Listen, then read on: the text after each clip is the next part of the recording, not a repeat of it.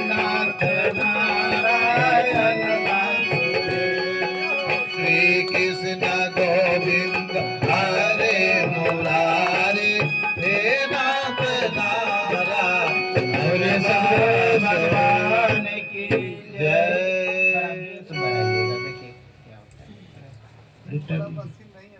अच्छा बोलिए सदगुरु भगवान की ट्यूनिंग सेट कर लेके तुम होमिंग मारे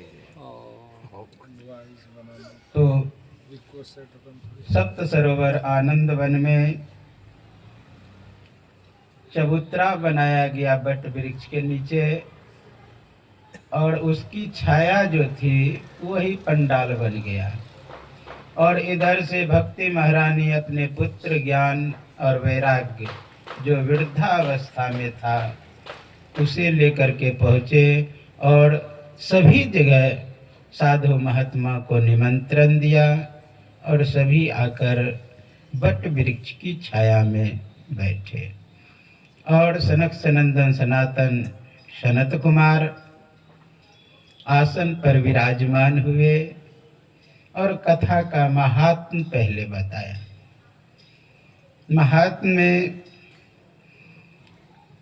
बहुत ही सुंदर व्याख्या किए कि एक बार जो सुख शास्त्र पढ़ लेता है वह बहुत जन्मों के पाप को समाप्त कर देता है।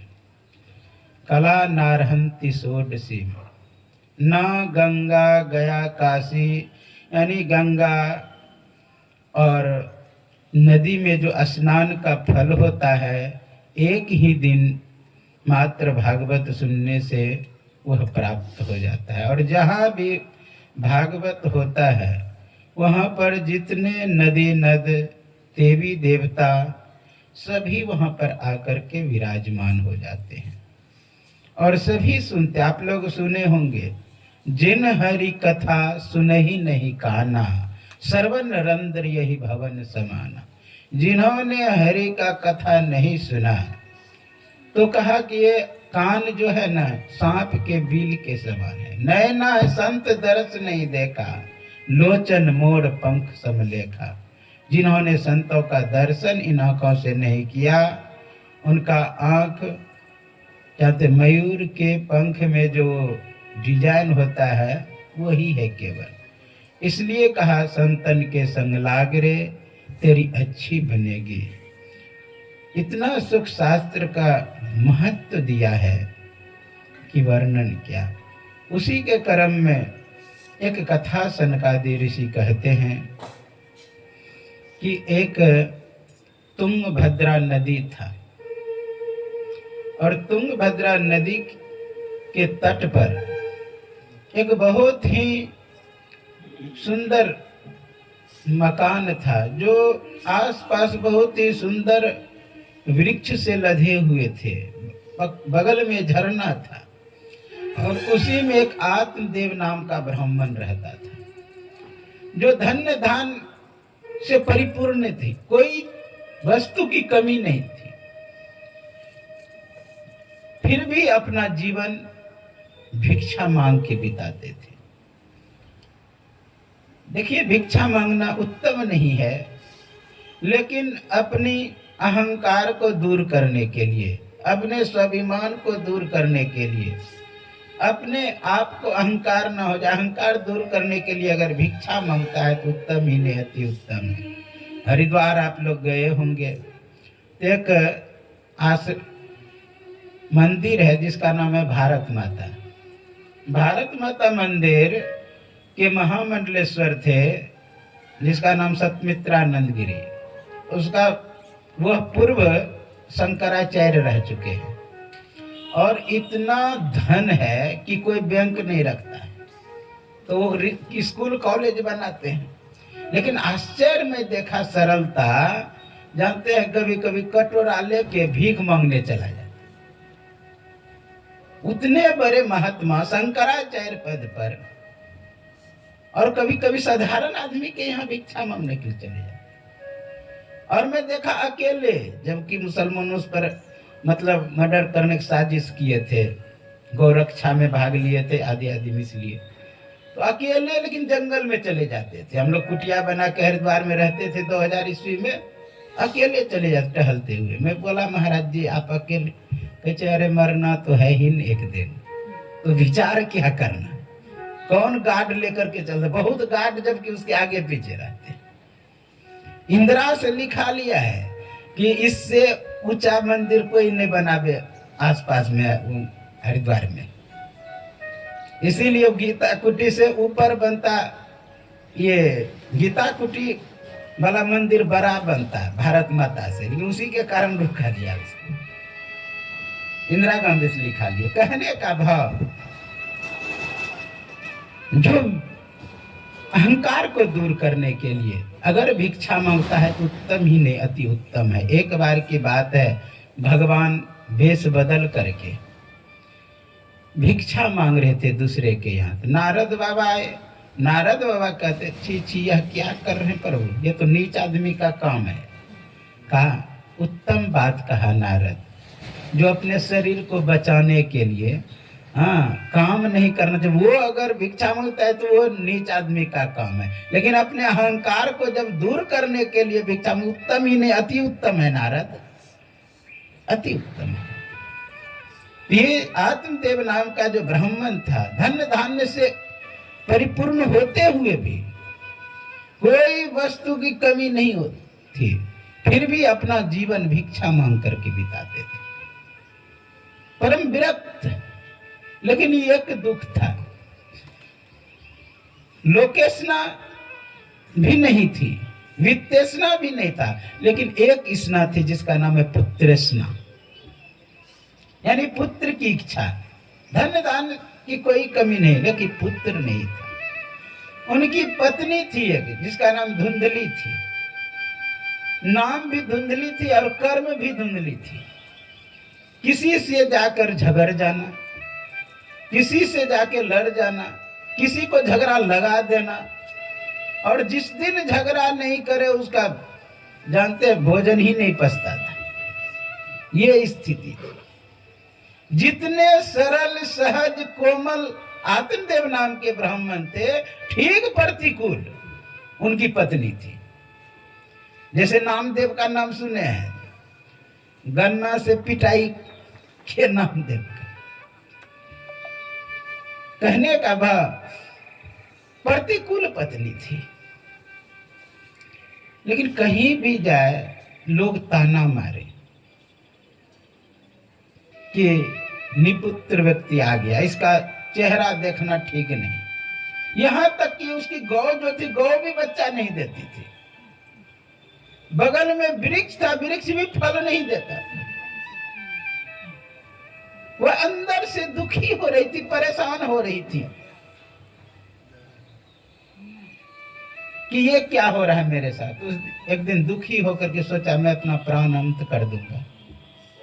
जंगल में चले गए, एक पहाड़ था, सोचा पहाड़ पर से छलांग लगा करके अपना जीवन अंत कर देंगे।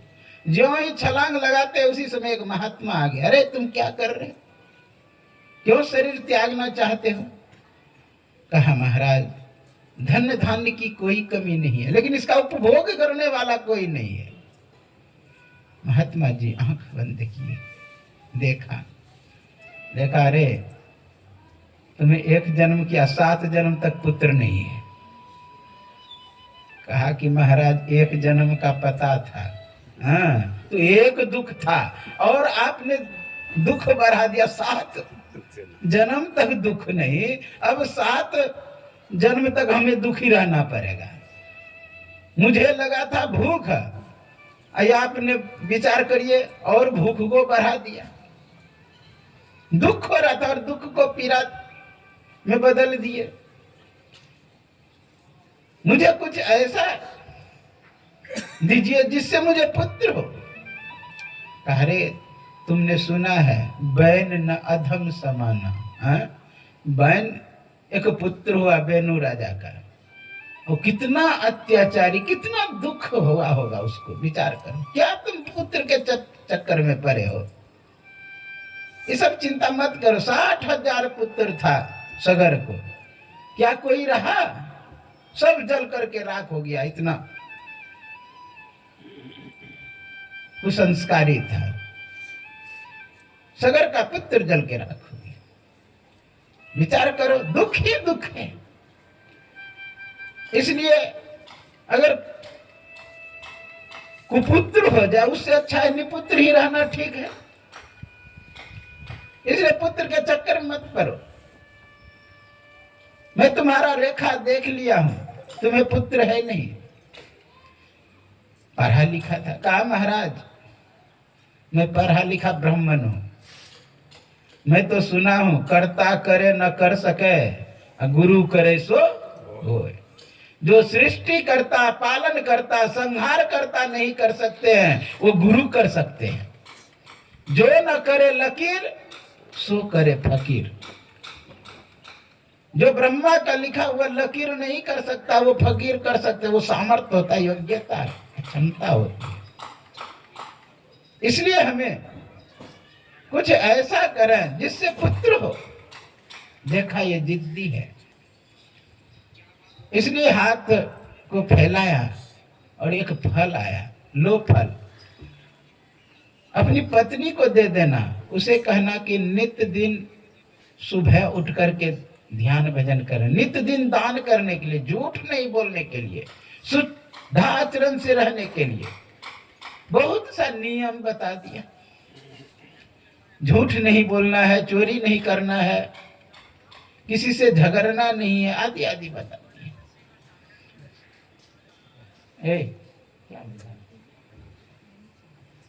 बोले श्री सद्गुरु महाराज की जय। तो मैं कह रहा था नियम बता दिया। आत्मदेव नाम का ब्राह्मण फल लेकर के अपनी पत्नी के पास खुशी खुशी दौड़े और कहा ये फल लो, तुम खा लेना और आज दिन से तुम शुद्ध आचरण से रहना, और तो और झूठ मत बोलना, चोरी मत करना, किसी को दुख मत देना, किसी से झगड़ना नहीं। ये सब नियम बता करके आत्मदेव नाम का ब्राह्मण चले गए। इधर धुंधली सोचती है कि ये किसने दिया। बोला कि महात्मा जादू टोना कर दिया होगा, मेरा बुद्धि बिगड़ जाएगा, मेरा धन उन लूट लेता, कुछ खिला करके आजकल लूट लेता है, इसलिए मेरा धन न समाप्त हो जाए, खाने का इच्छा नहीं हो रहा है। बहुत तरह का बात। आसपास का पड़ोसन आई, उसको कथा सुनाई कि देखिए मुझे फल दिए हैं खाने के लिए, कहा महात्मा जी दिए हैं, पुत्र होगा। सबने सलाह दिया कि खा लो, लेकिन उसका मन नहीं कर रहा था खाने। कहा कि अगर आग लग गया घर में तो हम भाग भी नहीं पाओगे। सुनते हैं जिसके घर में पुत्र होता है वो भाग नहीं पाती है और चेहरा का रंग बेदरंग हो जाता है, इसलिए ये ठीक नहीं है। बहुत सा कुविचार उसके मन में आना, केवल निगेटिव। फल को रखी रही। जब आए ब्राह्मण, कहा कि मैं खा लिया। एक ही दिन के बाद उसकी बहन आई, बहन को भी बात कही, कहा कि तुम्हारा नहीं खाने की इच्छा है तो मत खाओ, मेरे घर में पुत्र पल रहा, तुम इसी के रख लेना। उसके मन में भी लोभ हो गया, इतना संपत्ति है, मैं अपना पुत्र दे दूंगा तो मेरा ही संपत्ति भी हो जाएगा। कहा अमुक तिथि को तुम मेरे यहाँ आ जाना, कह देना कि मैं अब वहीं रहूंगी 9 महीना तक, और मेरे घर में जो पुत्र पल रहा है वह तुम ले लेना और उसे लेकर के आ जाना। लेकर के आके कहना यही पुत्र है। वही किया। कहा वो फल उसको कहा कि तुम्हें परीक्षा लेना, महात्मा जी सत्य बोल रहे थे कि झूठ, इसको फेंक दो, गैया भी बच्चा नहीं देती, अगर हो गया तो समझो सत्य है। फेंक दिए गैये के पास, गैया खा ली। गौ के अंदर भी बालक पलने बढ़ने लगा। और इधर धुंधली अपनी बहन के यहाँ चली गई। एन कैन प्रकार 9 महीना व्यतीत हुआ तो उधर से पुत्र लेकर के आए। तब तक में इधर से गौ भी एक पुत्र को जन्म देता है। दोनों बच्चे का आत्मदेव नाम का ब्राह्मण नाम संस्कार करने लगे। जो ही नाम रखते तब तक में धुंधली उधर से आके कहती है कि मैंने बच्चे को जन्म दिया, मैं ही रखूंगा नाम। अच्छा तुम ही रखो। कहा मेरा नाम धुंधली है, तो धुंधली से जो उत्पन्न उसका नाम धुंधकारी, धुंधकारी नाम रख दिया। गाय के बच्चे का कान था गौ के तरह, इसलिए उसका नाम गौ कर्ण रखा। इस तरह नाम संस्कार। इसलिए संतों ने कहा कि नाम की महिमा है अनमोल। नाम का महिमा अनमोल है। इसलिए हम लोगों को चाहिए कि नाम भी सोच समझ के रखना चाहिए। अब धुंधकारी नाम रख दिया, नाम से कैसा लग रहा है? विचार करिए, कोई अच्छा नहीं लग रहा है। वही देखिए कि नारायण नाम रखा था, तो नारायण नारायण सोने वक्त भी बैठने वक्त भी पुत्र का भी नाम ले तो भगवान का ही नाम। आगे कथा विस्तार से आएगा। इसलिए हम लोगों को चाहिए कि नाम भी सोच समझ के रखें। तो नाम दोनों का रखा, दोनों पढ़ने के लिए जाने। धुंधकारी का कर्म बहुत खराब था। किसी बच्चे को मारना, किसी बच्चे को कुछ कर देना, सिलोट फोड़ देना, पूरा कुछ संस्कारी ऐसा बच्चा करना। ये आत्मदेव नाम का जो ब्राह्मण है, इनका जो दूसरा पुत्र था जिसका नाम गोकर्ण, वो अच्छे ढंग से रहे, कहीं पर भी बैठे और शांत स्वभाव का, सरल स्वभाव का। कहीं भी बैठ जाए ना, लोग कहे कि साधु है क्या जी तुम बैठे रहते हो। और जब समय मिले एकांत में नदी किनारे बैठ करके भगवान का नाम ले। दोनों में जमीन आसमान का फर्क। धीरे धीरे बड़ा हुआ, अब चोरी करने लगा। तो आप उस नाम के वशीभूत है तो अपना परम कल्याण होगा। थोड़ा सा छोटा सा भजन सुना। तारा है सारा जमाना, श्याम हमको बेतारो। तारा है सारा जमाना, श्याम हमको बेतारो। है सारा जमाना, श्याम हमको बेतारो। हमको बेतारो श्याम इनको बेतारो। हमको बेतारो श्याम इनको बेतारो। हमको बेतारो श्याम इनको बेतारो। हमको बेतारो श्याम इनको बेतारो। तारा है सारा जमाना, श्याम इनको बेतारो। तारा है सारा जमाना, हमको बेतारो। हमने सुना है श्याम सबरे को तारा।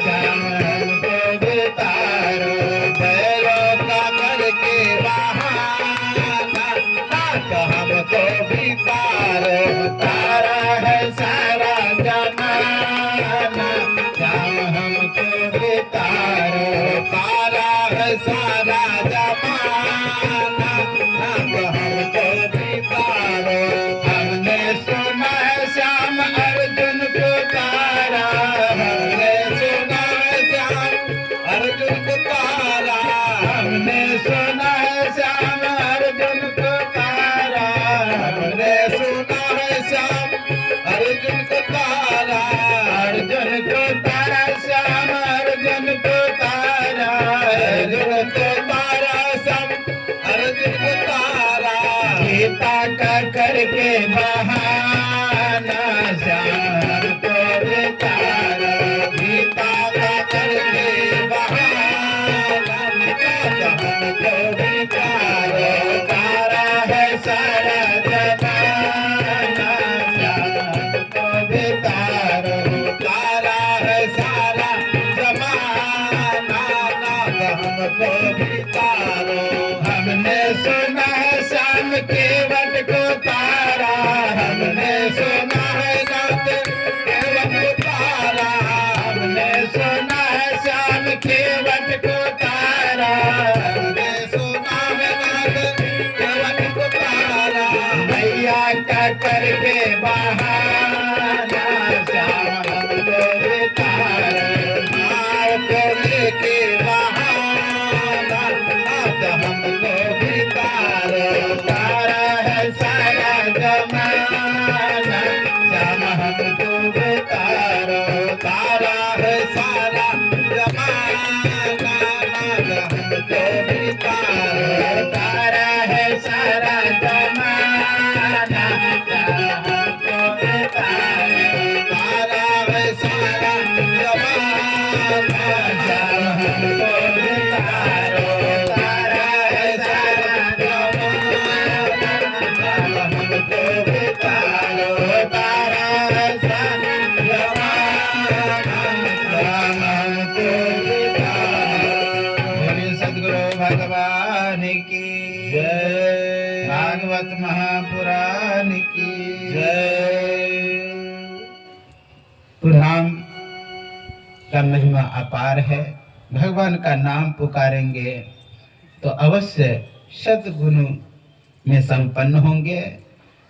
दूसरा पुत्र जो गोकर्ण था, वह नाम जप करते थे, भगवान का स्मरण करते थे, ध्यान करते थे। उसकी सात्विक ऊर्जा बढ़ते गया और सतोगुण में प्रतिष्ठित हुआ।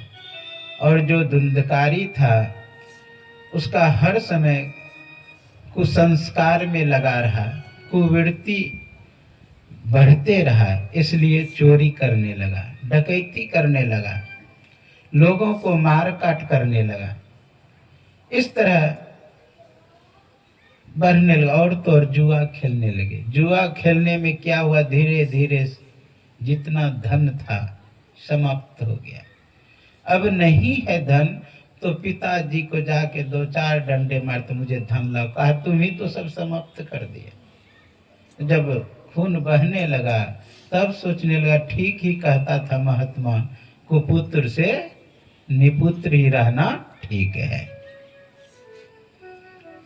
कुपुत्र से निपुत्र ही रहना ठीक है। अब पछताने लगा। अब सोचा मैं कहाँ जाऊं, किससे ज्ञान लूं, मैं कैसे सुखी हूं।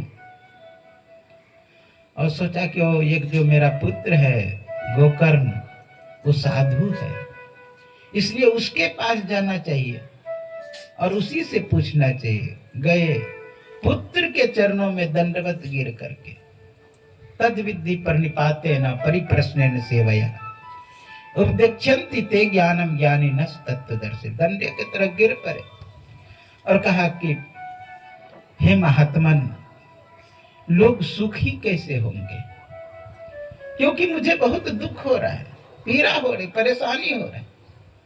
आप लोग जानते हैं हर मानव दुखी है, क्योंकि सभी को भूख है।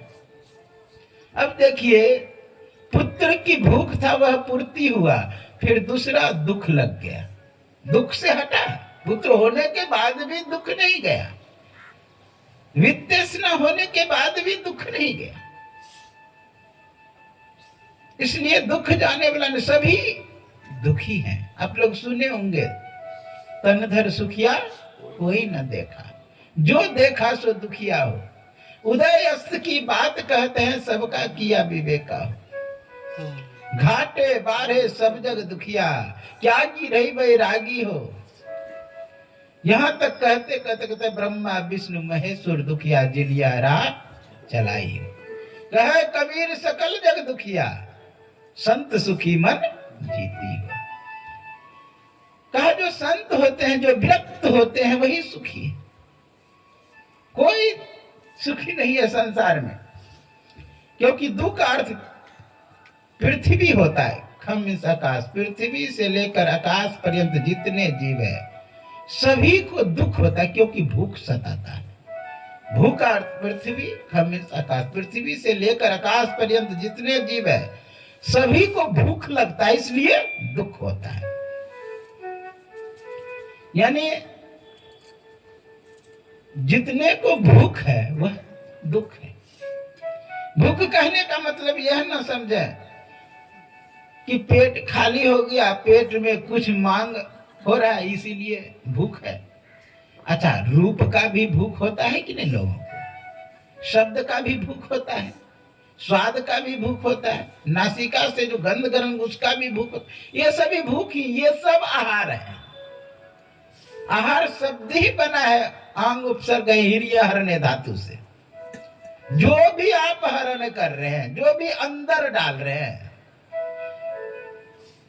अंदर जो भी डाल रहे वो आहार है।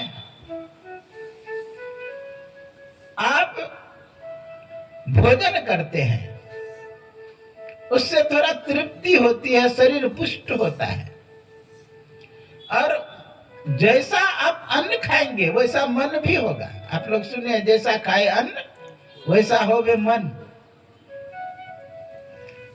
आप जानते हैं कि एक बार की बात है, भीष्म पितामह जब सरसैये पर सोए हुए थे तो पांडवों को उपदेश कर रहे थे। उसी बीच में द्रौपदी हंस पड़ी। कहा, पुत्री क्यों हंसी? कहा, यूं ही हंसी आ गया। कहा, हस्तिनापुर की कुलवधू यूं ही नहीं हंस सकती है, बताओ बात क्या है? कहा, हे महात्मन, इस समय आप उपदेश कर रहे हैं, ज्ञान की चर्चा कर रहे हैं, ज्ञान की व्याख्या कर रहे हैं, लेकिन उस समय आपका ज्ञान कहाँ गया था जिस समय मेरी सारी खींची जा रही थी? मैं उस समय आपका पुकार किया था, लेकिन आप सर झुकाए बैठे थे। इतने बड़े योद्धा होते हुए भी जो इच्छा मृत्यु का कवच पहन करके बैठा हो और उसके आगे कोई गिरगिरा बे दुखी व्यक्ति, आप उसका ना सुने, उस समय आपका ज्ञान कहाँ गया था? तब कहते, उस समय मैं दुर्योधन का अन्न खाया था, मेरा खून दूषित हो गया था, अब अर्जुन के बाणों से वह सब खून निकल गया है, इसलिए सात्विक विचार पैदा हो रहा है, इसलिए ज्ञान उपदेश दे रहा हूं। तो जैसा खाए अन्न वैसा होवे मन। अन्न प्रभाव किया मन पर, क्या शब्द प्रभाव नहीं करता है? शब्द भी प्रभाव करता है, जो भी अंदर डालेंगे वह प्रभाव करेगा। आप देखिए, कोई गाली देता है, जब तक शरीर पर प्रभाव नहीं पड़ा, मन पर प्रभाव नहीं पड़ा, तो दूसरा तुरंत लाठी कैसे उठा लेता है? रिएक्शन हुआ कि नहीं? उसी तरह गंध से भी होता है। गंध आपके अंदर आया, नाक मुंह सिकुड़ने लगा, दुर्गंध आया तो सिकुड़ने लगे, प्रभाव किया। स्वाद भी आप यदि खा लिए तीता, देखिएगा क्या हाल होता है। कोई बच्चे थाली के पास आएगा कि हमें भी खाने के लिए, उसको मिर्ची दिखाई, वो जानता है उसका स्वाद, वो नहीं जल्दी लेता है।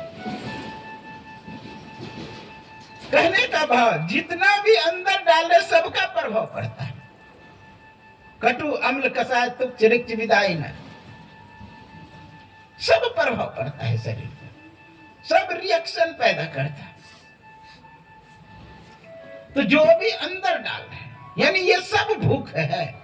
जब तक भूख है तब तक दुख है, इसलिए कोई सुखी नहीं है।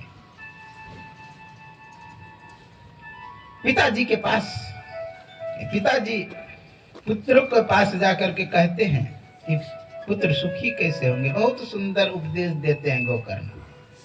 ना चंद्रस्य सुखम किंचिन सुख चक्रिना मुने रेकांत विरक्तस्य सुख मस्तिक। बहुत सुंदर कहा, चंद्रमा को सुख नहीं है, और कोई देवी देवता बहुत धनवान है, गुणवान है, बलवान है, किसी को सुख नहीं है। आप लोग सुने होंगे, धनहीन कहे धनवान सुखी, धनवान कहे राजा को सुख भारी, राजा कहे चक्रवर्ती सुखी, चक्रवर्ती कहे चतुरानंद सुखी, चतुरानंद कहे इंद्र को सुख भारी। इस तरह सभी सभी को सुखी कहते हैं, लेकिन भक्ति बिन सब जीव दुखी। सभी को इसलिए कह रहे वो सुखी होंगे, वो सुखी, अपने आप को दुख में समझ रहा है। धनहीन व्यक्ति कहता है कि धनवान बहुत सुखी होगा, लेकिन धनवान के पास जाइए वो भी कहेंगे कि वो जो अधिक पैसा वाला है वह सुखी। धनहीन कहे धनवान सुखी, धनवान कहे राजा को सुख भारी। जो 1000 गांव का मालिक राजा है वो सुखी होंगे। फिर कहा चक्रवर्ती सुखी होंगे। जो 7 लाख गांव का मालिक हो वह सुखी होंगे, लेकिन वह भी कहता है कि हम सुखी नहीं। सुखी कौन? इंद्र होगा, लेकिन इंद्र भी सुखी नहीं है। कहा चतुरानंद सुखी होगा, चतुरानंद भी नहीं। बहुत सुंदर संत कहते हैं भक्ति बिन सब जीव दुखी। सब जब जो भक्ति करता है वही सुखी है। कहे कबीर सकल जग दुखी। यहाँ कर मुनेर एकांत, जो मुनिकांत में भजन करता है। मैं जब 2000 ईस्वी में हरिद्वार गया तो मेरे मन में इच्छा हुई कि कुछ पढ़ लेना चाहिए। महर्षि संत सेवी प्रमाण जी महाराज बोले थे जाओ पढ़ना भी, ध्यान भी करना। तो मैं गया एक गुरुजी के पास पढ़ने के लिए। उसने कहा कि नहीं पढ़ाएंगे जब तक तपस्या नहीं करोगे, तपस्या करो तब पढ़ाएंगे। मैं बोला तपस्या में क्या करना होगा? कहा जो आपके गुरु दिए हैं, हाँ, मंत्र जप या ध्यान करने के लिए उसी का अभ्यास करिए। तो मैं टापू पर रहने लगा, 3-4 धारा पार करके हरिद्वार में। जब टापू पर रहते कुटिया बना करके वहीं पर भजन करने लगे। एक महात्मा देखे बहुत विद्वान वहां पर रह रहे हैं। मैं बोला महाराज आप कहीं शहर में रहते तो किसी आश्रम का महंत रहते, या जंगल में क्या कर रहे? तो वो बहुत अच्छा बात कहते हैं, क्या सोचते होगे तुम मेरे पास आश्रम नहीं है? 25 आश्रम है, 50 करोड़ों का आश्रम है, लेकिन कहीं पर सुख नहीं। कभी उस आश्रम में चेला लड़ गया तो कभी उस आश्रम में ये व्यवस्था गड़बड़ हो गया, कभी वहां ये हो रहा है। इतना बेचैनी की कहना मुश्किल। सब मोबाइल फेंक फाक के किसी को नहीं बताया कि मैं कहां पर हूं। अभी मैं सुखी हूं। मुने एकांत विरक्तस्य। मुनि जो एकांत में भजन करता है, भक्ति करता है, वही सुखी है। केवट जब चरण धो रहे थे भगवान का तो धीरे धीरे चरण धो रहे थे। तो लक्ष्मण का भैया ये बहुत टेढ़ा है कि ये तो अभी मैं सीधा कर देता हूं इसको, बहुत विलंब कर रहा है, ये बहुत देर लगा रहा है।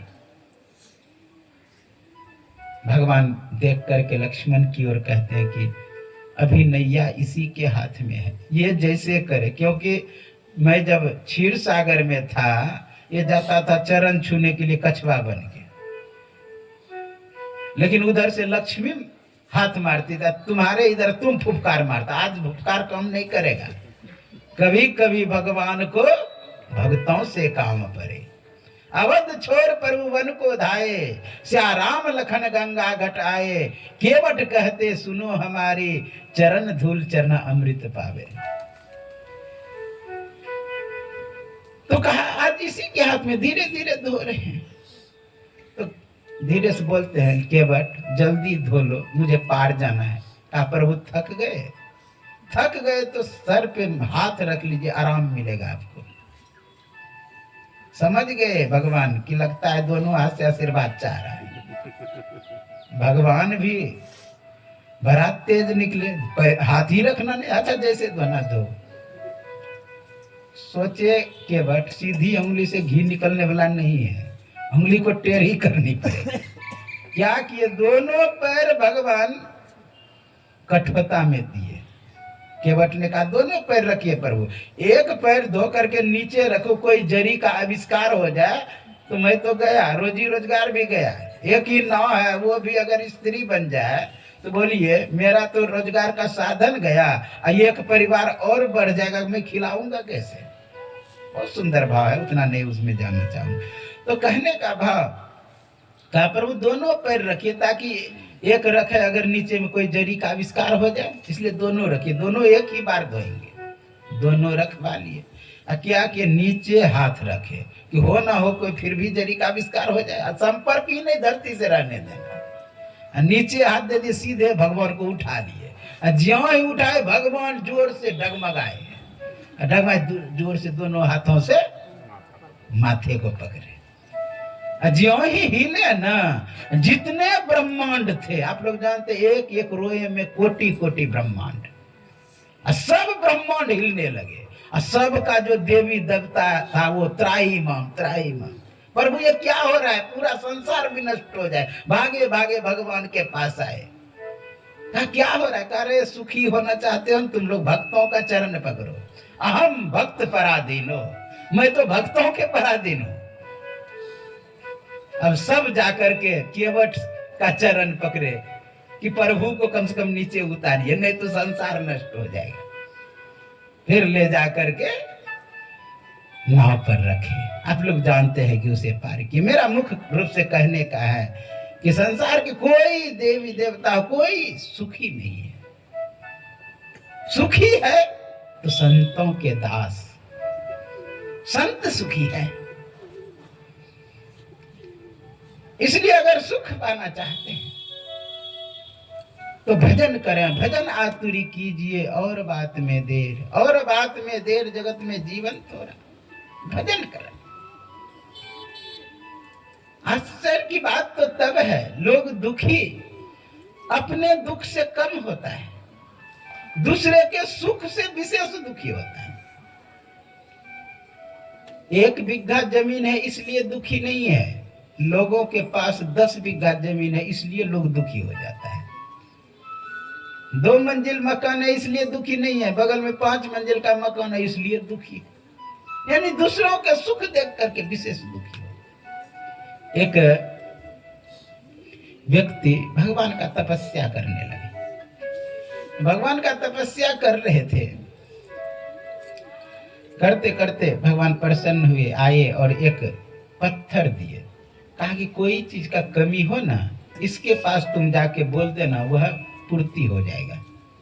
यानी अगर 10 बीघा गेहूं की जरूरत होगा तो 10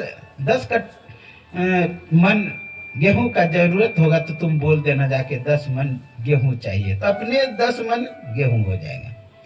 तुम कहोगे 5 मंजिल का मकान हो जाए तो 5 मंजिल का मकान हो जाएगा।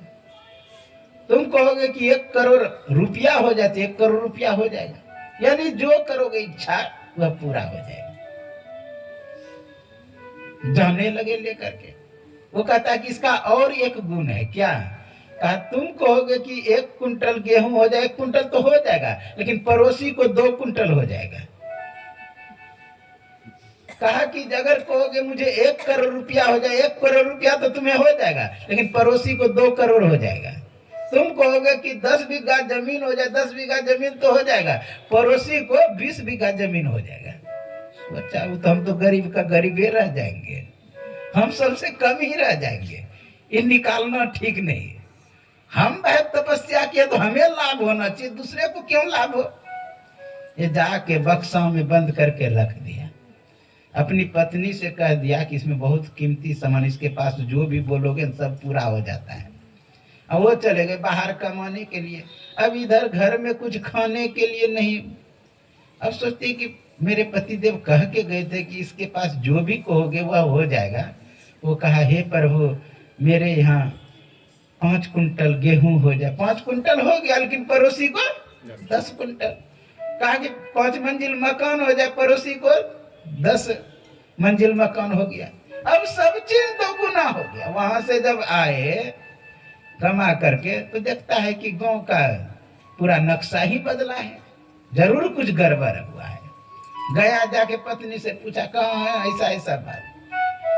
वो क्या किया, ले लिया उस पत्थर को, कहा हे प्रभु मेरा एक आंख खराब हो जाए। एक आंख तो उसका खराब हो गया, पड़ोसी का दोनों आंख खराब। कहा हे प्रभु मेरा एक हाथ टूट जाए। एक हाथ तो टूट गया उसका, पड़ोसी का दोनों हाथ टूट गया। अब कहा हे प्रभु एक पैर टूट जाए, दोनों पैर टूट गया पड़ोसी का। कहा हे प्रभु मेरे आंगन में कुआं हो जाए। एक कुआं तो हो गया पड़ोसी के आंगन में, दो कुआं अब गिर गिर के उसी मरे सब। यानी धन भी होने के बाद अगर ईर्ष्यालु व्यक्ति है, दूसरे के प्रति ईर्ष्या रखता है, तो वह उपकार नहीं होगा, अपकार ही हो जाएगा। दुख और दुगुना बढ़ जाएगा। इसलिए दुख से उपराम होना चाहते हैं तो हमें धन को ना प्रधानता दे करके धर्म को प्रधानता दे। धन कभी भगवान को नहीं उपलब्ध करा सकता, सहायक हो सकता है, लेकिन सहायक बनाएंगे तब। धनहीन कहे धनवान सुखी, सब सबको सुखी कहता है, लेकिन धन सुखी नहीं, सुख नहीं देता है। विचार करिए, क्या किसी के पास अगर 1 कुंटल सोना रहे तो सुखी रहेगा? एगो चैन रहता है तो हर समय बेचैन रहता है। नाक में पहनता है तो कहीं नाक कट जाता है, कान में पहनता है कान कटता है, ट्रेन पर मैं देखता हूँ। ये हाल होता है थोड़ा सा के लिए। हाँ, विचार करिए, सोना जिसके पास 5 किलो हो, अब वो लेके जाए कहीं, वो क्या चैन से रहेगा? सोना जो सोने ना दे। ये धन कभी किसी को सुख नहीं देता है, ना ही तृप्ते परम सुखम। तृप्ति से बढ़ के कोई सुख नहीं है। जितना है उसी में संतुष्ट हो जाना। कबीर साहब देखिए कितने संतोषी थे, जितना चादर का लागत पड़ा बना करके उतना ही उसको चाहिए। गए बाजार बेचने के लिए, लोगों ने पूछा कितने रुपये में चादर का है? 5 रुपया। दीजिएगा कितना? 5 ही रुपये में। और दिन भर बैठे रहा, उसका चादर ही नहीं बिका। शाम में आ रहे थे लौट के, कोई मित्र ने कहा कि कबीर साहब कहाँ गए? कहा बाजार चादर बेचने। का हाँ, बिका? कहा कि नहीं बिका। कहा कितना दाम रखे हैं? 5 रुपया। कहा कि दीजिएगा कितना? कहा 5 ही रुपया। मुझे तो 5 रुपया चाहिए। कहा मुझे दे दीजिए, मैं आपको 5 रुपया दे दूंगा। ले लिए चादर। वो गए, उस चादर का दाम 9 रुपया रखा।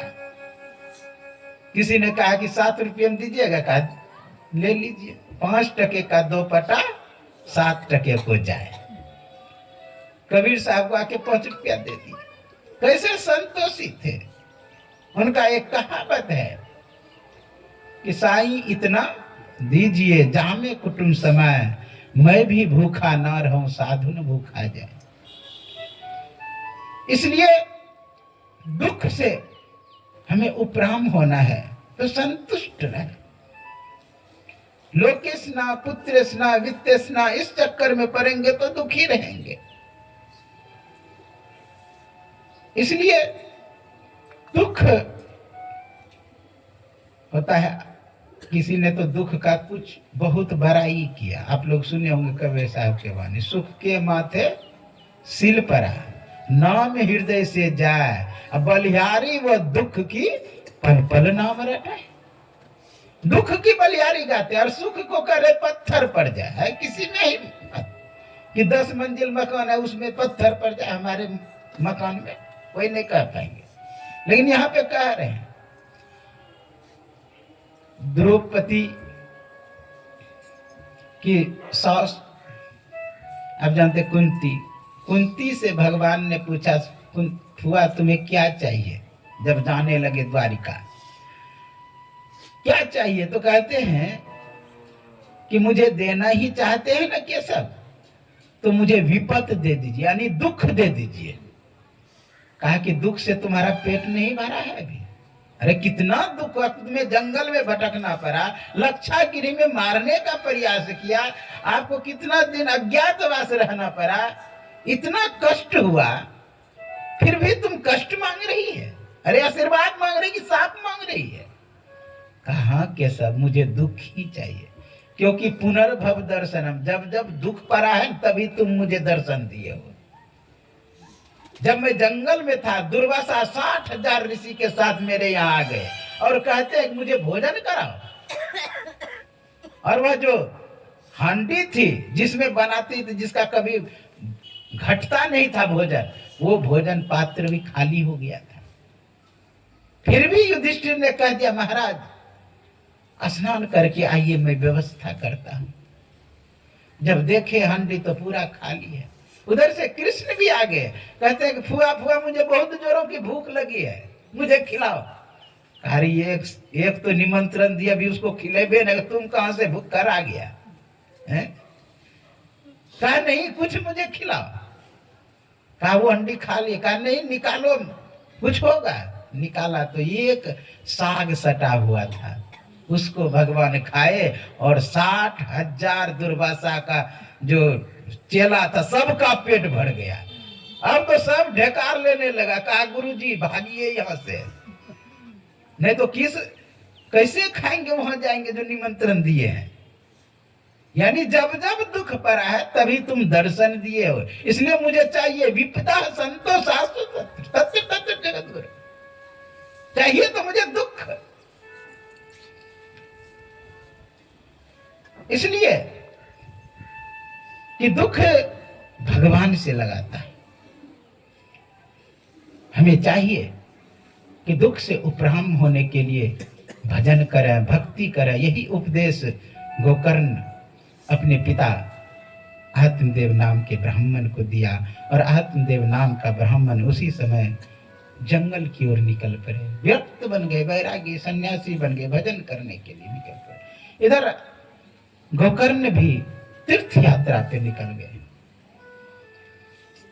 अब घर में कोई नहीं रहा, मां को भी मार पीट करके धुंधकारी भगा दिए। अब कोई नहीं घर पे रहा, तो जानते हैं 5 वेश्या को घर में ले आए। 5 वेश्या को ले आए और उसी के साथ रहने लगे। आप एक भजन सुने, तत्पश्चात कथा सुनेंगे। बोलिए श्री सद्गुरु महाराज जी की जय।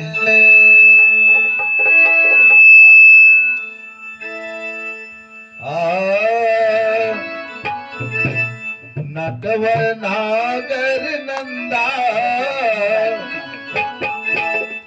नटवर नागर नंदा, भजो रे मन गोविंदा। नटवर नागर नंदा, भजो रे मन गोविंदा।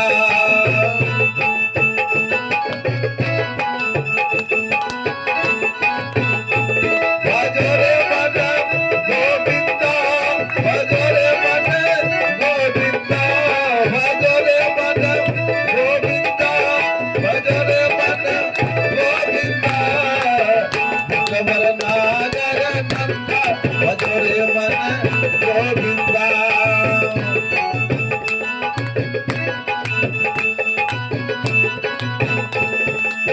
तोहि नटवर तोहि नागर, तोहि नटवर तोहि नागर, तोहि नटवर तोहि नागर, तोहि नटवर तोहि नागर, तोहि बाल मुकुंदा, भजो रे मन गोविंदा। तोहि बाल मुकुंदा, भजो रे मन गोविंदा।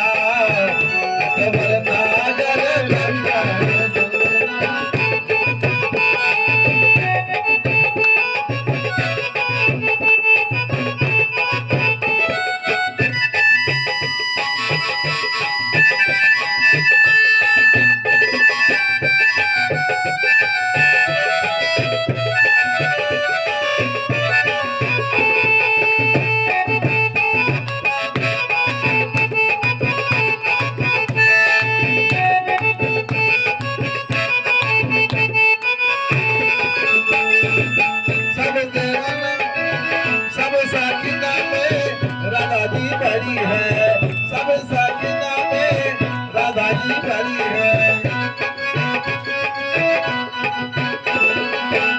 ये है नदी में से गंगा, ये है नदी में गंगा, भजरे बने गोविंदा, भजर नागर नंदा, भजरे बने गोविंदा।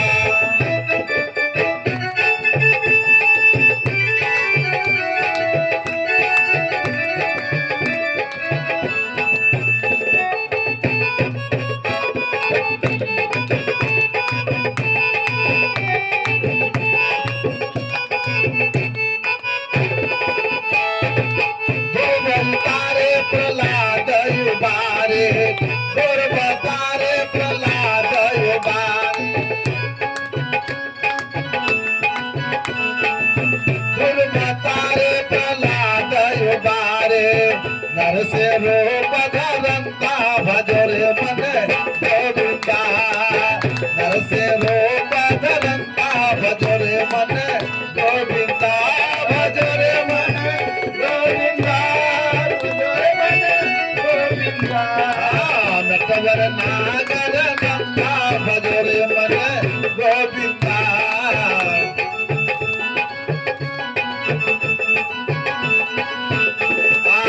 वृंदावन में रास रचायो,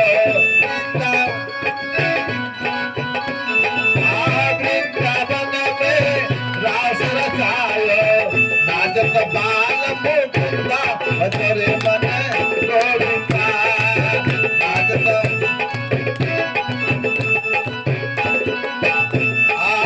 मीरा के प्रभु गिरधर नागर,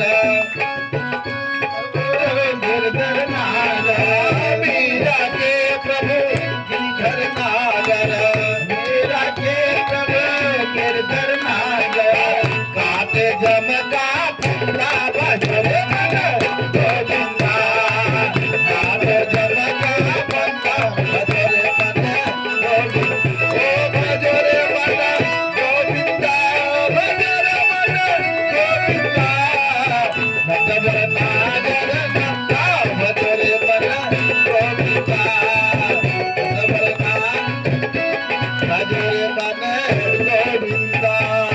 बोले सदगुरु भगवान की जय। भागवत महापुराण की जय।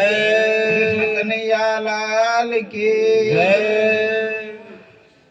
तो जब आत्मदेव नाम के ब्राह्मण को पुत्र गोकर्ण ने उपदेश देकर और कुछ युक्ति भी बताया नाम जप का, ध्यान का, कि जाके जंगल में भजन करिएगा, क्योंकि मुनेर एकांत विरक्तस्य सुख मस्तिष्क, कहा जो मुनि एकांत में भजन करता है, भक्ति करता है, हे पिताजी वही सुखी है। इसलिए आप एकांत में जाकर के भजन करें। जब एकांत में भजन करने के लिए चले गए, उस बात का स्मरण करने लगे कि बहुत सुंदर नाम की महिमा पर वहाँ पर उपदेश है। गोकर्ण ने नाम का महत्व को बताया है। जैसे गुरु महाराज बोले थे, अंतिम समय जब शरीर पूरा होने लगा, सुकृत कर ले, नाम सुमर ले, को जाने कल की जगत में खबर नहीं पल की। पल पल का खबर नहीं है कब क्या हो जाएगा, गया सांस वापस होगा कि नहीं होगा कहना मुश्किल। काल अचानक मारछी ज्योति तर को बाज। इसलिए कब क्या हो जाएगा, ये पिताजी आप जप करिएगा। और मंत्र जप में यह शक्ति है कि आपको बाहरी वातावरण से बचाएगा। आप लोग शब्द सुनेंगे, ओरले राम नाम चदरिया रे, आभागा मनमा नहीं लगतो विषय बैरिया रे आभागन। विषय रूपी बैयार यानी हवा, बैयार को हवा कहते हैं, विषय रूपी बैयार हवा यानी नहीं लगेगा। इसलिए नाम जप करते रहेंगे। जैसे कुंभकार लोग मिट्टी को इतना रोंदता है, इतना बनाता है, उससे ईंट खपरा घड़ा कुछ भी बनाना चाहता है बना लेता है। अगर उसको सान करके रख दे 2-4 दिन 10 दिन, तो विषय ये हवा लगते लगते वो कठोर हो जाता है और उससे बनाना चाहेंगे खपरा घरा, कुछ भी नहीं बनेगा जल्दी। उससे बचाने के लिए क्या करता है कुंभकार लोग, बोरा चट्टी भिगो देता है, उसको ढक देता है। उसी तरह मन पर विषय का हवा ना लगे। हाँ, गुरु महाराज मंत्र दिए, विषय की हवा लगते लगते मन कठोर हो जाता है। लगाता हूं भजन में तो लगता है संसार में, बनाना चाहता है कुछ और, बन जाता है कुछ और। तो उससे बचने के लिए गुरु महाराज मंत्र दिए हैं। मंत्र को जो जपते रहेगा वो विषय का हवा उस पर नहीं लगेगा। इसलिए कहा था, हे पिताजी आप जप करते रहिएगा, सुकृत कर ले नाम स्मर ले को जाने कल की, जगत में खबर नहीं कल की, इसलिए जप करते रहेगा। जप में इतनी शक्ति है, सामर्थ्य है कि कुसंस्कार वाला भी व्यक्ति आपके पास आएगा ना तो शुभ बुद्धि हो जाएगा उसका। नकारात्मक सोच लेके आएंगे और सकारात्मक में बदल जाएंगे। मैं जब पहली बार हरिद्वार जंगल में घुसा था ना, लोग कहते हैं कि हाथी रहता है, यहाँ हाथी कहाँ मिल रहा है, ऐसा मन में हो रहा था। जब देख करके घूमने लगे, फिर इस पार आने लगे, अब रास्ते पे देखते कि हाथी है। अब जब उस रास्ते से जा रहे तो अब मेरा ही पीछा कर भागे, लौट करके मैं भागा। अब यदि कोना दूसरे रास्ता पकड़ता, फिर कोना कोनी वो धापता है, दौड़ता है। अब सोचिए अब क्या करें, भगवान का नाम याद आने लगे, जप करने लगे। जप करते हुए निकले ना हाथी के बगल से भी, हाथी कुछ नहीं किया। ये है जप की महिमा। हिंसक वृत्ति वाला भी जीव भी अहिंसक हो जाता है, क्योंकि हर जीव के अंदर में, मस्तिष्क में सब चीज का केंद्र है। अहिंसा का केंद्र, क्रोध का केंद्र, काम का केंद्र, सब चीज का केंद्र। क्या होता है, जो अहिंसा व्रत में प्रतिष्ठित हो जाता है व्यक्ति, दूसरे के अहिंसा के केंद्र को भी संचालित करने का सामर्थ्य होता है। भगवान बुद्ध कहीं जा रहे थे, रास्ते से विरोधी लोग एक हाथी को छोड़ा, पागल हाथी को, जाओ बुद्ध को मार देना संकेत किया। बहुत क्रोध में हाथी बढ़ा उसके ओर, ज्यों ही बुद्ध के समीप पहुंचा, सो करके प्रणाम करने लगे हाथी ने। क्या हुआ, अहिंसा का केंद्र संचालित था महात्मा बुद्ध का, और जानवर का भी अहिंसा का केंद्र संचालित कर दिया। एक जोश देलगादो नाम का व्यक्ति था, उसने सांड पर खोज किया, रिसर्च कर रहा था। सांड के मस्तिष्क में क्रोध का केंद्र और करुणा का केंद्र खोज लिया। उसने क्या किया, उस पर एक तार लगा दिया और ट्रांजिस्टर अपने पास रखा। सभी को घोषणा किया कि मैं एक चमत्कार दिखाने वाला हूं। एक फील्ड में सांड को लाया गया, बहुत लोग एकत्र हुए। 200 मीटर दूर में जोश देलगादो खड़ा था, और उसने क्या किया, शांत पड़ा था वह सांड, और क्रोध का बटन दबा दिया। ज्यों ही क्रोध का बटन, लोग तो देखा नहीं कि क्या किया, क्योंकि हाथ में था वो छोटा सा ट्रांजिस्टर। उसने क्रोध का जब दबाया, आंख लाल हो गया, क्रोध में भर गया वह सांड, पैर पटकने लगा, पूंछ खड़ा कर दिया, मूत्र त्याग करने लगा, जोर से जोश देलगादो की ओर दौड़ा। ज्यों ही दौड़ा, जब लोगों ने सोचा अब तो गया ये, ज्यों ही 3 कदम बता उसी समय करुणा का केंद्र दबा दिया बटन, वो ठप से न रुक गया। सब चीज का केंद्र है। गुरु महाराज जिस समय कुप्पा घाटा सुनते हैं बरों के मुखारबिंद से, एक रामदास नाम की बिल्ली है, महर्षि संत सेवी जी महाराज के भी प्रवचन में आए हैं। रामदास का बिल्ली था, वो क्या करते, गुरु महाराज के कमरे में घुस जाए, चूहे को पकड़ ले और बाहर आके छोड़ दे। विचार करिए, इसका मतलब अहिंसा का केंद्र संचालित था। नहीं तो क्या बिल्ली चूहे को छोड़ने वाला है? पतंजलि योग सूत्र में लिखा हुआ है, अहिंसा प्रतिष्ठायाम तत्सेन वैर त्याग। अहिंसा व्रत में अगर प्रतिष्ठित हो जाते हैं तो आसपास के जीव जंतु भी वैर त्याग देंगे। ये अहिंसा का फल है। इसलिए नाम जप में यह शक्ति है। हम लोगों को नाम जप करना चाहिए। बहुत सुंदर कहा, हरि बिना तेरा मेरा रे मनमा अपना कोई नहीं, अपना कोई नहीं। गुरु महाराज बहुत सोच समझ करके अंतिम में यह उपदेश दिए थे, यह मन तो है हस्ती मस्ती काया मिट्टी की, सांस सांस में नाम सुमर ले अवधि घटे तन की। बालापन में खेला खाया आया जवानी मस्त रहा, बूढ़ापन में रोग सताया खाट पर आ पछताओगे।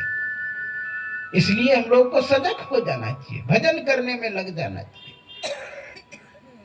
ये जो आत्मदेव नाम का ब्राह्मण था, जाके भजन करने लगा।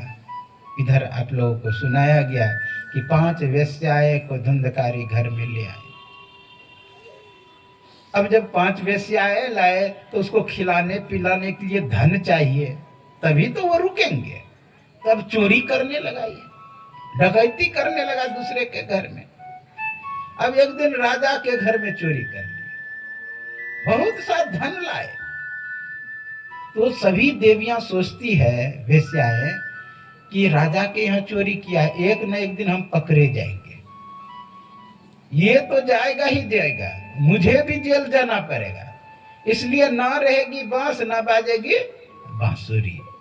क्या किया सभी ने विचार करके, कोयला आग जो लगा हुआ था पूरा लाल था, हाँ, पहले खून शराब पिलाया इसको और कोयला मुंह में ठूस ठूस करके उस धुंधकारी को मार दिया। उसका राम नाम सब डूब गया।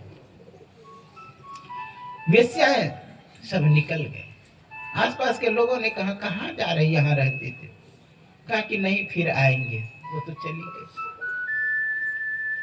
अब ये जो उस दुर्गति से मरा प्रेत योनि को प्राप्त हो गया। तब तक में गोकर्ण तीर्थ यात्रा करते हुए लौट के जब गया में पता चला कि मेरा भाई मर गया है, तो उसके नाम से पिंडदान किए। फिर घर आए, घर में देखते जंगल झाड़ भरा हुआ, साफ करके बैठे। ज्यों ही बैठे संध्या बंधन करने के लिए, उसी समय कभी कुत्ता बन के कभी बिल्ली बन के आगे में छलांग लगा दे। हाथ में जल लिया गोकर्ण और अभिमंत्रित किया जल को और उस पर छिड़का। कहा तो माग्र तरो रात्रो, तुम कौन हो? तो वो बोल उठता है, अहम भ्राता तो दिया, मैं तुम्हारा भाई हूं। धुंधकारी नाम ना, मेरा नाम धुंधकारी है। मैं पुरोहित योनि को प्राप्त हो गया हूं भैया, मेरा उद्धार का आप उपाय करें। कहा तुम्हारे नाम से मैं गया में दान दे दिया, पिंडदान। कहा उससे हमारी मुक्ति नहीं हुई। अब बहुत व्यथित और दुखी हो गए उसका करुणा कुर्दन सुन करके। कहा भैया आप ही मेरा उद्धारक हैं, आप ही मेरा उद्धार कर सकते हैं। बड़े बड़े विद्वानों को बुलाया, कहा क्या करना चाहिए? कहा आप सत्संग रूपी ग्रंथ का पाठ करें। ये भागवत जो है सत्संग रूपी ग्रंथ है, सत्संग से सभी को उद्धार होता है। आप लोग कहेंगे बाबा 2 ही दिन सत्संग होता है, या तो 7 दिन हो रहा है। अरे अधिक दिन हो तो और बढ़िया। अखिल भारतीय जब शुरू होने वाला था, गुरु मैच कर रहे थे, तो बाबा देवी साहब पत्र लिखे थे कि 7 दिन कम से कम करना, 7 दिन करना। लेकिन लोगों की अधिक जनसंख्या नहीं समझने लगा, इसलिए 3 दिन अखिल भारतीय करते।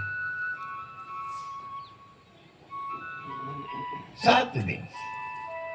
और उसमें लिखा हुआ है संत मत किसी का विरोध नहीं करेगा उस मंच से, ऐसा लिखे। यहां कितना किसका किसका विरोध नहीं करते हैं। सनातन धर्म के व्यक्ति ही सनातन धर्म का ही विरोध करते हैं। महर्षि संत सेवी परमहंस जी महाराज से पत्र लिखा किसी ने, हुजूर सनातन धर्म में 5 देवता है, 5 देवता में कौन श्रेष्ठ है? आप उसका नाम बताओ, मैं भजन करना चाहता हूं। उन्होंने कहा इष्टों में ना कोई कनिष्ठ होते हैं ना ही श्रेष्ठ होते, बल्कि सभी विशिष्ट होते हैं। आप पे जिसको श्रद्धा है उसका भजन करना शुरू कर दें, लेकिन गुरु प्रदत्त हो मंत्र। गुरु महाराज गए हुए थे सत्संग करने सिरधर बाबा के गांव। सिरधर बाबा राजपूत थे, तो पूरा राजपूतों का गांव था। जब सत्संग किए लोग प्रभावित हुए और आए दीक्षा लेने के लिए गुरु महाराज से। गुरु महाराज के पास जब बैठे देखा सबको चंदन टीका लगा हुआ है, कंठी है। गुरु महाराज पूछे कि आप लोग दीक्षित हैं कहीं से क्या? कहा कि हाँ हम लोग दीक्षित है रामानंद जी से। गुरु महाराज क्या बोले जानते हैं? जिसका जप करने के लिए दिया है आपको उसी का जप करे, जिसका ध्यान करने के लिए उसी का ध्यान करे। आगे का क्रिया में बता देता हूं, सीधा दृष्टि योग बता दे, कोई झगड़ा नहीं। एक सत्संग महर्षि में ही सत्संग सुधा सागर नाम पुस्तक जो है मोटी भाई गुरु महाराज का प्रवचन है, उसमें लिखा हुआ साधन करते हुए एक केंद्र बिंदु पे जाना होगा। वह केंद्र बिंदु है ईश्वर। ईश्वर का अनेक नाम है, राम कृष्ण शिव गुरु आदि, ऐसे बोले। विरोध नहीं, समर्थन। सनातन सिखाता है सर्वे भवन्तु सुखिनः।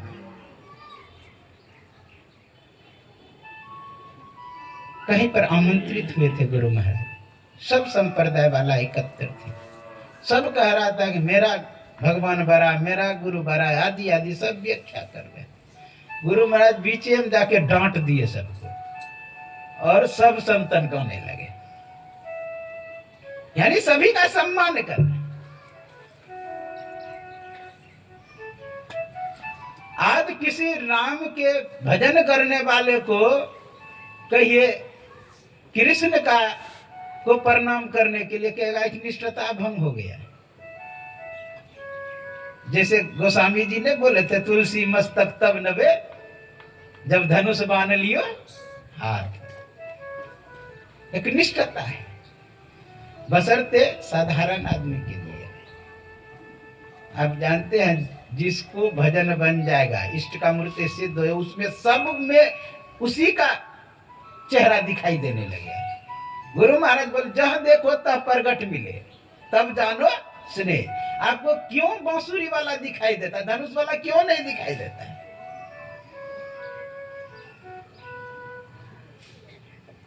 तो विरोध नहीं, समर्थन है। गुरु महाराज कहीं पे गए, काली जी का मंदिर था। क्या क्या है? कहा काली माँ का मंदिर है। सो करके प्रणाम किया।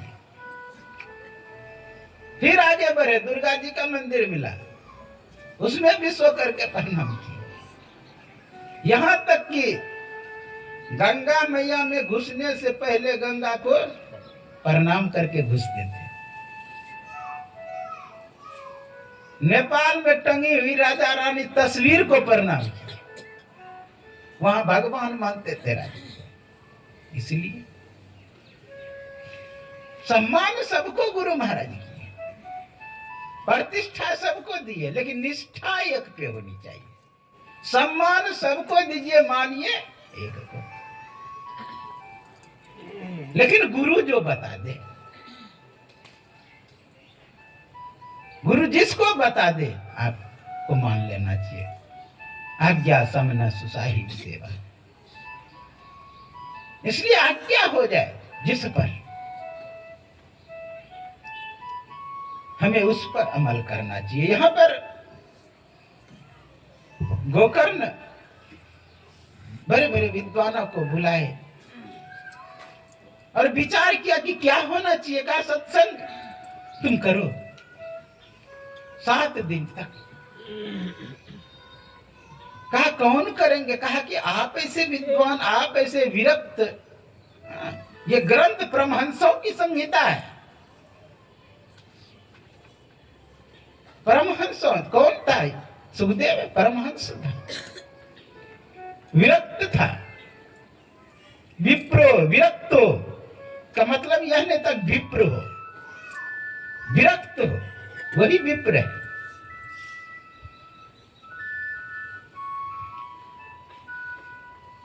आप देखिए क्यों चुना सुखदेव मुनि को इस ग्रंथ के प्रचार के लिए, और सब ऋषि को चुना वेद के प्रचार के लिए, लेकिन विरक्त को चुना भागवत को के प्रचार के लिए, जो गर्भ से माया त्यागी हो, जो गर्भ से त्यागी है। विचार करिए, वैसे व्यक्ति को चुना। लोग आज कहते हैं कि ब्राह्मण को केवल कथा करने, नहीं, ब्राह्मण जो बनने जा रहा है या बन गया, ब्रह्मो जनाति इति ब्राह्मण है, जो ब्रह्म को जानने के लिए चल, इसलिए कहा विप्रो व्यक्तो, शास्त्रों में है व्यक्तो। ऐसे व्यक्ति कथा करें तो आप के जैसे विरक्त कौन होंगे, सदाचारी कौन होंगे, इसलिए आप ही करें। तो गोकर्ण स्वयं आसन पर आसीन, एक बांस बगल में गाड़ दिया 7 पोर वाला, और कथा करना प्रारंभ किया। पहले दिन का कथा समाप्त हुआ तो एक बांस का पोर फट गया, उसी में धुंधकारी बैठे। दूसरे दिन का कथा प्रारंभ हुआ और समाप्त हुआ तो दूसरा गांठ फट गया। तीसरे दिन का एन प्रकार 7वें दिन में 7 गांठ फट गए। उसी समय विमान आए और धुंधकारी को बैठा करके वैकुंठ लेके चले गए, और सब ऐसे रह गए। कहा ये तो सब ने सुना, लेकिन एक के लिए ही विमान आया, ये ठीक नहीं। जो मन से सुनता है, श्रवण भेद है यहाँ पर। धुंधकारी अंदर से बहुत परेशान था, इसलिए मन से सुनता था, और फिजिकल बॉडी उसके पास नहीं था। आप जानते हैं प्रेत को फिजिकल बॉडी, स्थूल शरीर नहीं होता है, तो स्थूल शरीर नहीं होने के कारण उतना मन चंचल नहीं। वहां पर क्या है, मेंटल बॉडी में प्रतिष्ठित है, मनस शरीर में। इसलिए किसी को प्रेत पकड़ता है ना, उसके मन को कंट्रोल कर लेता है। आप लोग सुने होंगे, जैसा पहले वो व्यक्ति करता था, वो मेरा प्रेत पकड़ा तो वैसे करने लगा, उसी तरह चाल ढाल दिखाने लगता है। मैं देखा हूं देहातों में जिसको प्रेत भूत पकड़ता है, तो जैसे जैसे वो व्यक्ति कर रहा था, जो भूत बन के आया है, वैसे वो भी करने लगता है। मने को कर मेमोरी में घुस गया। तो मन से सुनता था धुंधकारी, अब मन से सुना तो उसका श्रवण किया, तो मनन भी करता था रात में बैठ करके। दिन में कथा होता था, रात में मनन करता था। श्रवण मनन निध्यासन अनुभव भी करने, उसी समय विमान आए लेके चले गए। कोई बूढ़ी माता एक कथा व्यास से कहता, महाराज इतना दिन से कथा सुन रहा हूं, अभी तक विमान नहीं आया है। काहे माते, जब तक विमान न आ जाए तब तक कथा सुनते रहो। मान गता इति विमाना, मान चला जाए, प्रतिष्ठा का भाव चला जाए, अंदर से मान समाप्त हो जाए, वही तो मान है। विमान मान गता इति विमाना। हनुमान जो मान को हन कर दे, वो हनुमान है। किसी ने पूछा, लंका जल गए, लेकिन उसका पूछ क्यों नहीं जला हनुमान का? पूछ इसलिए नहीं जला कि उसने पूछ को पीछे रखा था, राम को आगे रखा था। आजकल लोग क्या करते हैं, मान प्रतिष्ठा सम्मान को आगे रख लेते हैं और पीछे कर देते हैं राम को। सब कहते हैं कि मैं प्रचार कर रहा हूं गुरु महाराज। गुरु महाराज का खाक प्रचार, गुरु महाराज के द्वारा आपका प्रचार हो रहा है।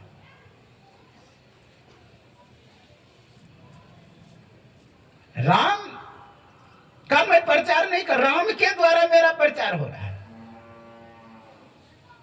मैं एक बार 2012 में उधर एक ढोलबज्जा है कोसी के पार, वहां पर उपिंदर जसवाल थे। उसने कहा बाबा कथा हमको सुना दीजिए, लेकिन खर्चा वो उतना नहीं करना चाह रहे थे। तो कहा बाबा ऑर्गेन नाल बुला लीजिए, पेड़ नहीं लाइएगा, खर्चा बढ़ जाएगा। तो मैं ऑर्गेन वाला को फोन किया, कटिहार के थे। तो कटिहार में जब फोन किए उसको, तो भाई आप ऑर्गेन और नाल लेकर के आ जाइए। तो कहा नहीं अच्छा नहीं लगेगा, हाँ पेट नहीं रहेगा तो अच्छा नहीं लगेगा, बदनामी होगा। के लिए आप ही का नाम छपा है क्या है? कृष्ण का नाम छपा है, गुरु महाराज का नाम छपा है, उसका बदनामी हो जाने। आप क्यों करें कि मेरे द्वारा भजन अच्छा होता है? अरे भजन के द्वारा आप अच्छे हैं। लोगों को अहंकार हो जाता है कि भजन मैं अच्छा गाता रहा, भजन अच्छा है इसलिए आप अच्छे हैं। लोग आज अपना प्रतिष्ठा सम्मान आगे रख देते हैं, राम को पीछे। राम को आगे रखे, हनुमान ने राम को आगे रखा और पूछ को पीछे, इसलिए पूछ नहीं जला। कितने सरल देखिए, हनुमान मान को पूरा समाप्त कर दिया। कैसे सरल। मैया सीता एक दिन सिंदूर लगा रही थी माथे में, कहा मैया ये सिंदूर क्यों लगा? कहा प्रभु प्रसन्न होंगे। गया बस पूरे शरीर में लेप लिया। अरे हनुमान ये क्या क्या? कहा उतना थोड़ा सा लगाने के बाद प्रभु प्रसन्न, मैं तो पूरे शरीर में लगाया हूं, प्रभु तो पूरा प्रसन्न हो जाएंगे। बेचारे हर सिंदूरिया हनुमान कहते हैं ना, कहने मान थोड़ा सा भी नहीं। मान मणि को यो तजे जस तेली पीनारे। मान यानी सम्मान, मणि यानी रुपया पैसा, यो तजे जस तेली पीनारे। उदाहरण दिया, तेली यानी तेल जो पेड़ता है, हाँ? जस तेली पीना कहते खल्ली को, तेल से जो खल्ली निकलता है उसको कहते हैं पीना। जस तेली पीना, यानी पहले समय में लोग पीना खल्ली को फेंक देते थे, तेल रख लेते थे। अब तो खल्ली भी बिकता है, कोई फेंकता है? नहीं फेंकता। उस समय की बात है, कबीर साहब के समय की बात। हाँ, मान मणि को यो तजे जस तेली पीनारे, परमारथ में देत सुर कछु विलंबना किनारे। बहुत सुंदर का भक्ति की मार्ग झिनारे, नहीं अचाह नहीं चाहना चरणन लो लीनारे। अचाह भी नहीं हो कि यह चीज हो, चाहना भी नहीं है कि हो ही नहीं। अचाह नहीं चाहना चरणन लो लीनारे। इस तरह हम लोगों को भक्ति में लगना चाहिए, भजन में लगना चाहिए। तो जानते हैं, लेकर के विमान जब चले गए धुंधकारी को, अनेक लोग बैठे थे, सभी का प्रश्न खड़ा हुआ कि महाराज हम लोग भी तो सुने। कहा कि श्रवण भेद। उन्होंने श्रवण किया, मनन किया, निध्यासन किया, अनुभव किया। आप लोग भी उसी तरह श्रवण करें गौर से। कोई जानते ही कि कोई श्रोता होता है, कोई श्रोता होता है, कई तरह के वक्त श्रोता होते हैं। इसलिए श्रवण भेद हम लोगों को चाहिए कि अच्छे ढंग से सुने। महर्षि संत सेवी परमहंस जी महाराज एक कथा कहते थे कि 3 मूर्ति लाया, तीनों का वजन एक ढंग का, पूरा रंग रूप भी एक जैसा, सब बराबर एक जैसा। तो किसी के पास गया, कहा कि इसमें भेद किया है, क्योंकि एक का कीमत बहुत अधिक है, हाँ एक का कीमत कम है, एक का कीमत है ही नहीं, है ही नहीं उसका कीमत। तो उसने एक सीख लिया, कान में डाला, कान में डाला ना, इस पार से उस पार चला गया, कहा इसका कोई कीमत नहीं है। एक में डाला तो हृदय में चला गया, हाँ कहा इसका कीमत अधिक है। एक ने एक सिक्की कान में डाला तो मुंह से निकल गया, कहा इसका थोड़ा कीमत है। कहने का भाव सर्वन भेद, सुनेंगे अगर हृदय में रखेंगे। बहुत सुंदर कहा रामचरितमानस में, सुनी समझहि जन मुदित मना, मज्जहि अति अनुराग, लहई चारि फल अच्छत तनु, साधु समाज परियाग।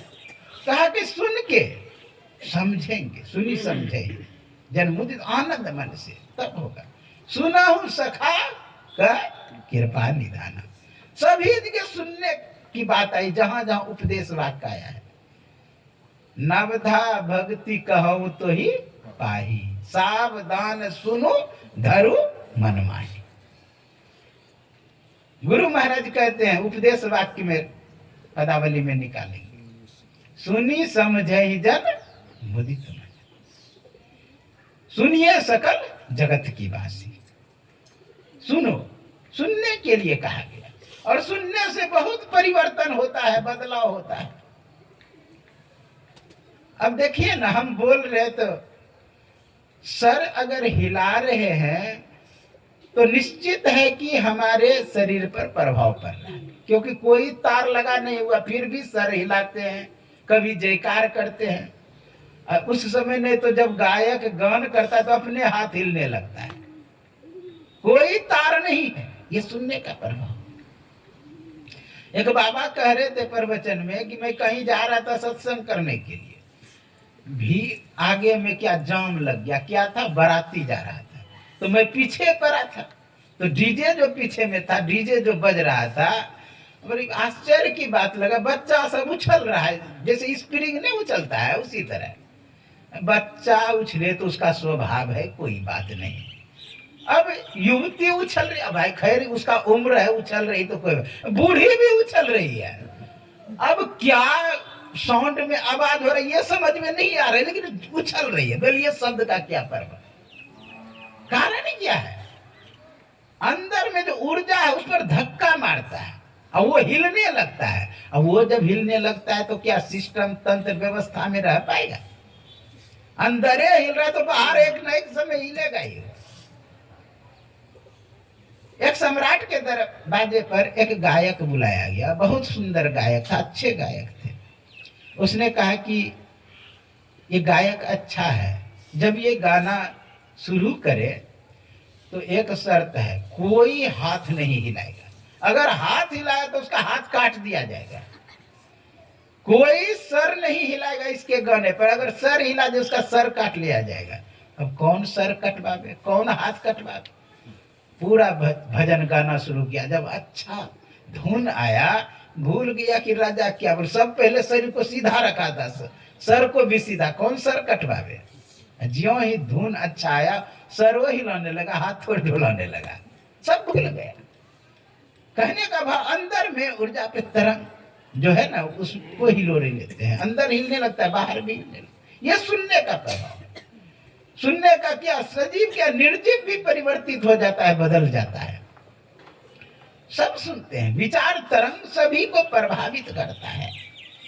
आज वैज्ञानिक भी इस बात को सिद्ध करते हैं कि सभी सुनते हैं।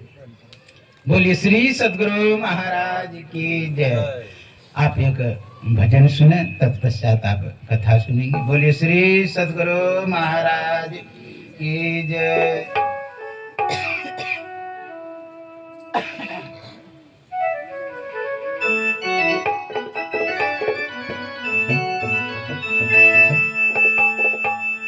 बोलिए प्रेम से श्री सद्गुरु महाराज की जय। काहोई राई राई पाई पाई जोड़ के,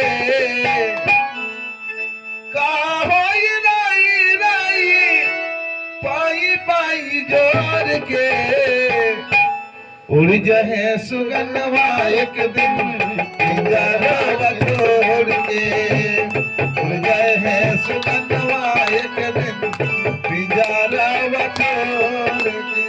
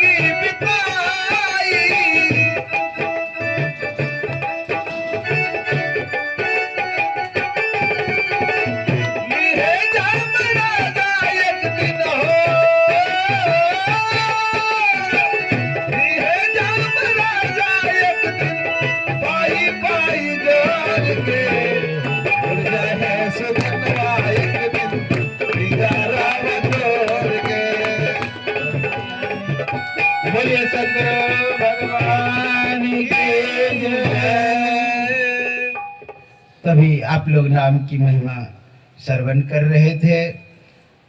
मैं सुना रहा था कि धुंधकारी का प्रेत योनि से मुक्ति हुई और जितने कथा पंडाल में एकत्र हुए थे वो उसका भी मुक्ति हुआ। ये धुंधकारी और गोकर्ण आत्मदेव नाम का ब्राह्मण यह क्या है? आध्यात्मिक थोड़ा सा इसका विवेचन सुन लें, क्योंकि और कल आप लोग प्रथम स्कंद में कथा सुनेंगे, अवतारों का वर्णन और महर्षि व्यास नारद का पूर्व चरित्र, महर्षि व्यास का संतोष, इस तरह कथा सुनते हुए गर्भ में परीक्षित की रक्षा, यह सब कथा आप लोग कल सुनेंगे। इसका संक्षिप्त से आप लोग अध्यात्म पक्ष सुन लें। यह आत्मदेव नाम का ब्राह्मण स्वयं आत्मा है और तुंगभद्रा नदी, ये जो दोनों आंख के बीच में यह नदी है, यही तुंगभद्रा नदी है। थोड़ा देर तुंगभद्रा नदी है। ये गोकर्ण जो है यही बुद्धि है, और मन जो है यह धुंधकारी है। मन आप लोग जानते हैं, धुंधकारी जो है 5 वेश्याएं को लाए, अर्थात रूप, रस, गंध, स्पर्श, शब्द। इन सभी के संयोग से अपने आप को दुर्गति को प्राप्त कर लिया, यानी प्रेत योनि में चला गया। तो बुद्धि रूपी गोकर्ण की सहायता से वह उन 5 विषयों से उपराम होकर के परमात्मा में मिल गए, परमात्मा को उपलब्ध हो गए। हम लोगों को भी चाहिए ये रूप, रस, गंध, स्पर्श, शब्द, इन सभी विषयों को छोड़ करके हम अर्थात संत के पास जाएं और संतों से ज्ञान लेकर के अपने जीवन को सफल बनावेंगे तो अपना परम कल्याण होगा। समय उतना नहीं है, आप लोग कल इस विषय को थोड़ा सा और विस्तार से सुनेंगे। थोड़ी देर नाम संकीर्तन कर लें, तत्पश्चात हम लोग आरती गान करेंगे, क्योंकि समय 4:15 से ऊपर हो गया, बोला गया था 4:30 बजे तक। तो अभी आप लोग नाम संकीर्तन सुने। बोलिए श्री सद्गुरु महाराज की। दीपक जलाए।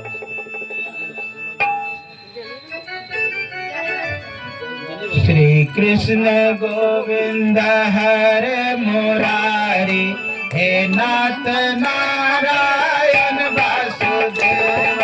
श्री कृष्ण गोविंद हरे मुरारी, हे नाथ नारायण वासुदेव। श्री कृष्ण गोविंद हरे मुरारी, हे नाथ नारायण वासुदेव। श्री कृष्ण गोविंद हरे मुरारी, हे नाथ नारायण वासुदेवा। हे नाथ नारायण वासुदेवा, हे नाथ नारायण वासुदेवा। हे नाथ नारायण वासुदेवा, हे नाथ नारायण वासुदेवा। हे नाथ नारायण वासुदेवा, हे नाथ नारायण वासुदेवा। हे नाथ नारायण वासुदेवा, हे नाथ नारायण वासुदेवा। श्री कृष्ण गोविंद हरे मुरारी, हे नाथ नारायण वासुदेवा। श्री कृष्ण गोविंद हरे मुरारी, हे नाथ नारायण वासुदेवा। हे नाथ नारायण वासुदेवा, हे नाथ नारायण वासुदेवा। हे नाथ नारायण वासुदेवा, हे नाथ नारायण वासुदेवा। श्री कृष्ण गोविंद हरे मुरारी,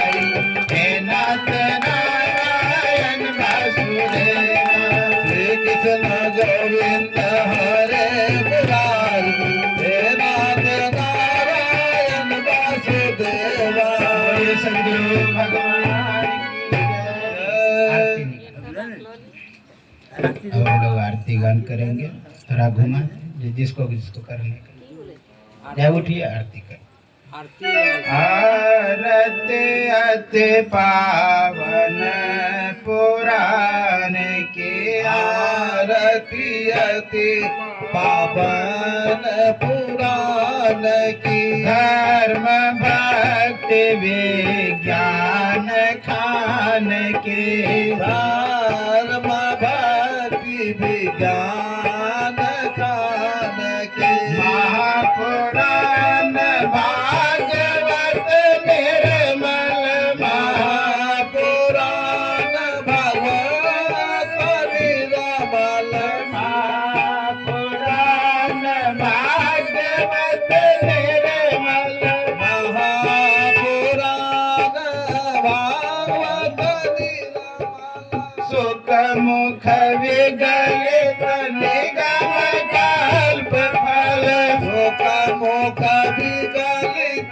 निगम फल, परमानंद सुधा रसमय कल, परमानंद सुधार समय कल, लीलारति रस रस निधान की, लीलारति रस रस निधान की, आरती रति पावन पुराण की, आरती अति पवन पुराण की, कलिमल मथन त्रिताप निवारण, कलिमल मदनि त्रिताप निवारिणि, जन्म मृत्युमय भव भयारिणि। जो उठ करके आरती करना चाहते हैं आप लोग भी कर सकते हैं। भवहारिणि, सेवक सतत सकल सुख कारणि, सेवक सतत सकल सुख कारणि, सेवक सतत सकल सुख कारणि, सेवक सतत सकल सुख कारणि, सोमहासद हर चरित गान के, सुमहो सति हर चरित गान के, आरती अति पावन पुराण की, आरती अति पावन पुराण के विषय विलास विमोह विनाशिनी, विषय विलास विवाह विलासिनी, विषय विलास विमोह विनाशिनी, विषय विलास विमोह विलासिनी, विमल विराग विवेक विकास में, विमल विराग बैठते जाना जिसका हो गया।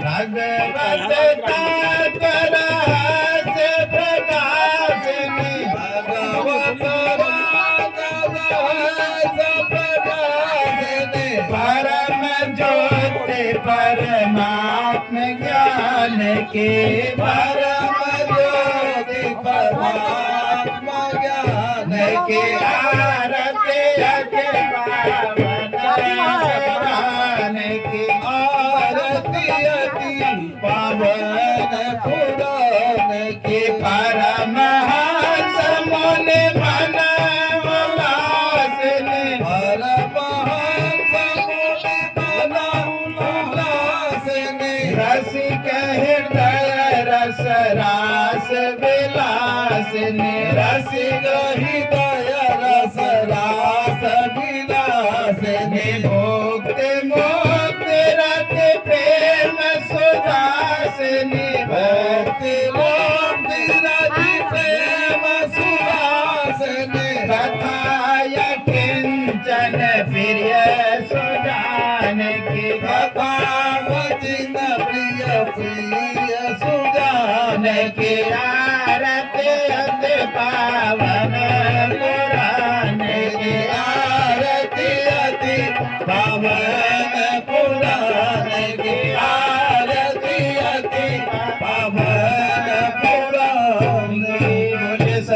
भगवान की जय। भागवत महापुराण की जय।